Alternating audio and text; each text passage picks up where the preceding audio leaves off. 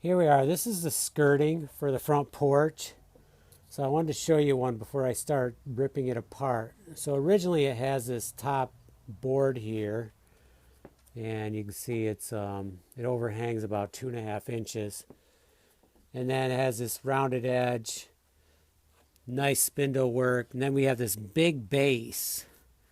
And we have this board here that is like sideways in there, and then we have another base. Now in some cases was sitting on the ground, and had rotted, totally gone. Other cases half of it gone, and other cases it looks like it's all there but still not the best. So what we're doing is, if we'll go over here, we have one on the sawhorses. And we started removing the base. And I'm going to show you one that we already started working on. I already removed it and why. So basically, this was close to the ground. There was no stone underneath. And over the years, water getting wet, drying repeatedly. You can see the rot here.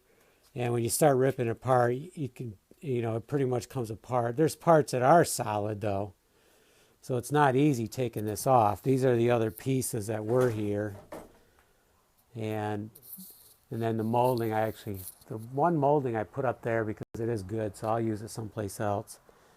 So I'm going to stop this and go to where the first one. So we have 3 good sized chunks. This one is a good, 10, 12, 14 feet long. And the one over there, the first one I showed you, was also about that long.